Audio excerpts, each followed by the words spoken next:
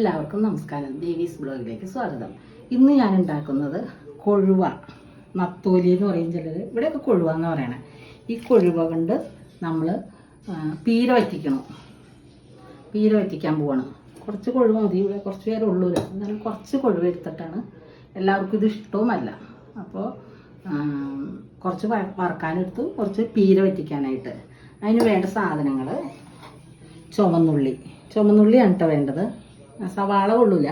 ചുമന്നുള്ളി, ഇഞ്ചി, വെളുത്തുള്ളി, പച്ചമുളക്, കറിവേപ്പില, പിന്നെ മുളക് പൊടി, കുറച്ച് മുളക് പൊടി കൂടി, പിന്നെ തേങ്ങ, കുറച്ച് തേങ്ങ, ഇതിനാവശ്യമായ തേങ്ങ.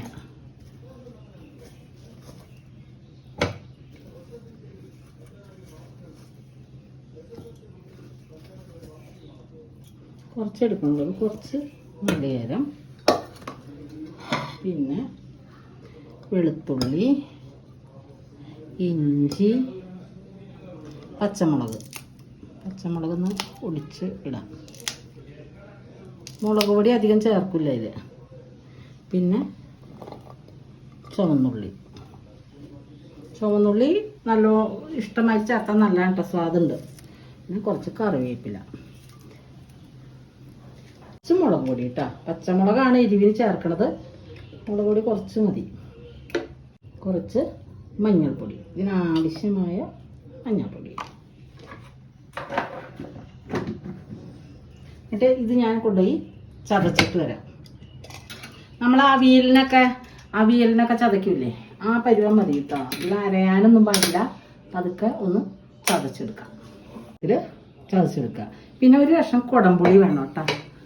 നമ്മൾ പുളി ചേർക്കും ഇതിന്. അപ്പോൾ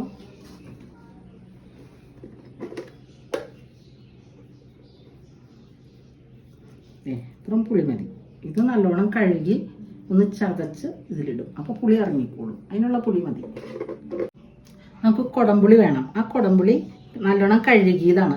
ഒന്ന് ചതച്ചിടും. നമ്മൾ ചതച്ചിടുമ്പോൾ പെട്ടെന്ന് പുളി ഇറങ്ങും. ഒരുപാട് പുളി വേണ്ട.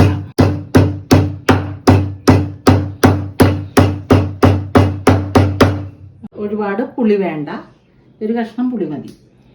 ഇതിനാ കുറച്ച് വെള്ളം ഇടും. എന്നിട്ട് ഇതിങ്ങനെ നമ്മളിങ്ങനെ പിച്ചി എടുക്കും. അതും ഈ അരപ്പിലേക്ക് ഇടും.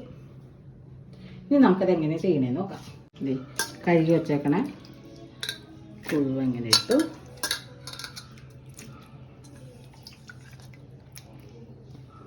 ഇനി നമ്മൾ അരപ്പ്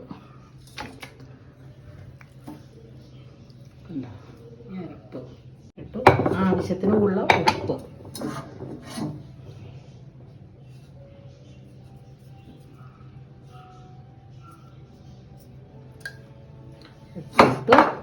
ഇട്ടിട്ട് മിക്സ് ചെയ്യാം കേട്ടോ.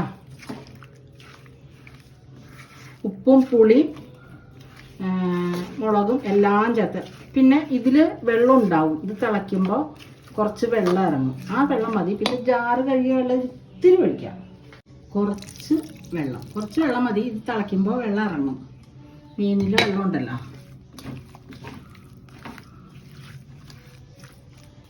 ഇതെല്ലാം ശരിയായി. ഇനി നമുക്ക് ഗ്യാസ് ഓൺ ചെയ്യാം. അടച്ചു വെച്ച് വേവിക്കാം. ഇരുന്ന് വേവട്ടെ. അപ്പോൾ നമുക്ക് ഏറ്റവും പെട്ടെന്ന് കൊഴുവ അല്ലെങ്കിൽ ചെറിയ ചാള കിട്ടുമ്പോൾ, അത് ചെറിയ അയില കിട്ടുമ്പോൾ, അതുകൊണ്ടൊക്കെ ഈ മീൻ പീര വയ്ക്കാൻ നല്ലതാണ്. നിങ്ങൾ വച്ച് നോക്കണം കേട്ടോ. നല്ല പെട്ടെന്ന് കഴിയുകയും ചെയ്യും. ഇപ്പോൾ വെള്ളമൊക്കെ വറ്റി നല്ല ഇതായിട്ടിരിക്കണണ്ട. ഇനി നമ്മൾ ഇതിലേക്ക് ഇത്തിരി കറിവേപ്പില ഇടും. കുറച്ച് പച്ച വെളിച്ചെണ്ണ ഒഴിക്കും. ഇത്രേ ഉള്ളൂ. അതോടുകൂടി നമ്മുടെ മീൻ പീര റെഡി. വെളിച്ചെണ്ണ കൂടി ഒഴിച്ചാൽ നമ്മുടെ മീൻ പീര സെറ്റായി റെഡിയായി. ഇനി നമുക്ക് ഇടണ്ട. വെള്ളമൊന്നുമില്ല. നല്ല ടേസ്റ്റുമാണ്.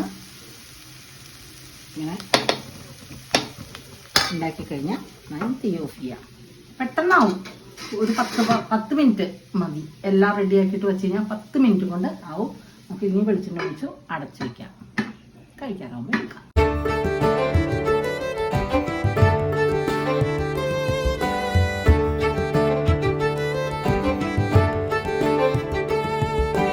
നമ്മുടെ പീര, മീൻ പീര, കുഴുവ പീര വറ്റിച്ചത് കൂട്ടി കിഴങ്ങ് കഴിക്കുകയാണ്.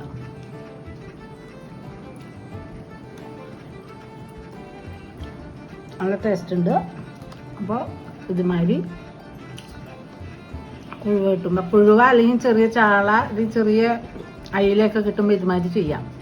അപ്പോൾ എല്ലാവരും ഇങ്ങനെ പീര വറ്റിച്ച് ചെയ്ത് നോക്കുക. അപ്പോൾ ഈ വീഡിയോ ഇഷ്ടപ്പെട്ടാൽ ലൈക്ക് ചെയ്യുക, ഷെയർ ചെയ്യുക, സബ്സ്ക്രൈബ് ചെയ്യുക, കമൻറ്റ് ചെയ്യുക.